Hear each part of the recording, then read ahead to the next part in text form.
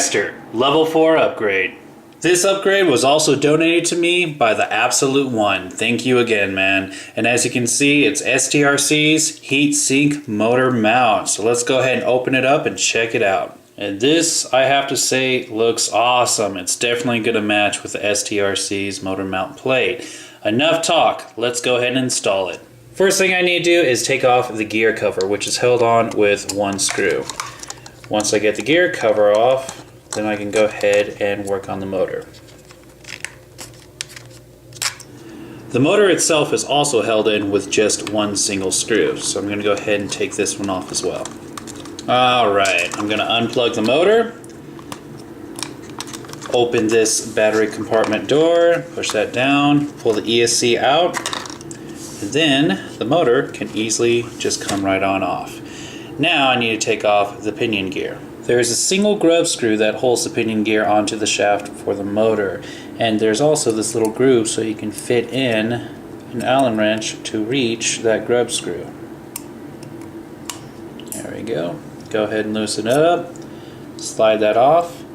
Now the motor mount is held to the motor with two screws. And now I can go ahead and switch these things out. There's really not too much of a big visual difference. However, you can see the fins on the STRC's motor mount are a little bit longer than the ones that come stock. So believe me guys, any amount of extra cooldown you can get for the mini E-Revo is definitely a perk. So I installed the new motor mount onto the motor, and now it's time for the pinion gear. Now the pinion gear, as I said, has that grub screw. That grub screw needs to face the flat side of the shaft that comes out of the motor. Also, you pretty much need to push it all the way down. You can't have the pinion gear sticking out past where the motor mount is, otherwise it's going to rub up against the motor mount plate, and believe me guys, that's not a good thing. So once I got that to the right height, go ahead and screw in that grub screw. And now, in order just to reinstall it, I have to go ahead and slide this peg into that hole and then just push it in. So now I can go ahead and put this screw back in, but before I tighten it down all the way, I do need to put the proper spacing between the spur and the pinion gear.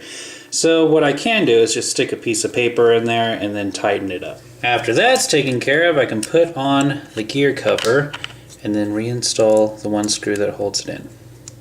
And the last thing to do is to slide the ESC back in place and plug back in the motor. And that is it. And I have to say that it does look better.